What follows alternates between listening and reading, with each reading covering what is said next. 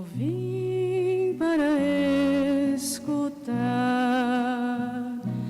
tua palavra, tua palavra, tua palavra de amor. Meus irmãos, minhas irmãs, nos coloquemos diante de Deus para refletir a sua palavra. Em nome do Pai, do Filho e do Espírito Santo. Amém. Proclamação do Evangelho de Jesus Cristo, segundo Mateus. Glória a vós, Senhor. Naquele tempo, os discípulos de João aproximaram-se de Jesus e perguntaram: por que razão nós e os fariseus praticamos jejuns, mas os teus discípulos não? Disse-lhes Jesus: por acaso os amigos do noivo podem estar de luto enquanto o noivo está com eles? Dias virão em que o noivo será tirado no meio deles. Então, sim, eles jejuarão. Palavra da salvação. Glória a vós, Senhor. Meus irmãos, minhas irmãs, nesse tempo quaresmal, em que nós nos preparamos para celebrar a Páscoa, para celebrar a aliança com Deus, em que nós buscamos nos converter, e a campanha da fraternidade proposta pela CNBB nos coloca diante do tema fraternidade e fome, dai-lhe vós mesmos de comer.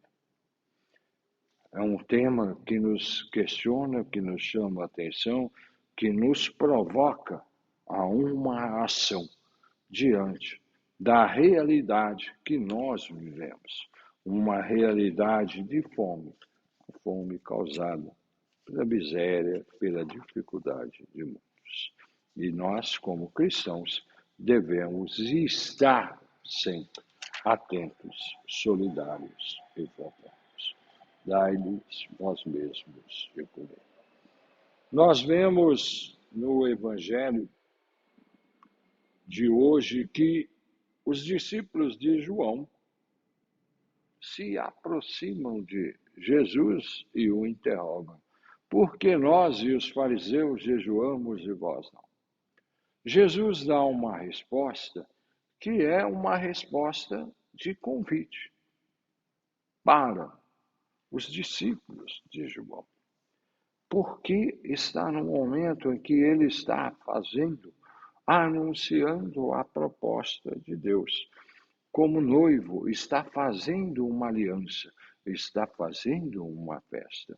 É um convite para que os discípulos de João também se aproximem, também vivenciem a proposta, a boa nova, o evangelho que Jesus apresenta. É um convite. E depois ele explica, olha, depois disso, eles também jejuarão. Nós somos convidados nesse tempo quaresmal, nesse tempo que nós caminhamos buscando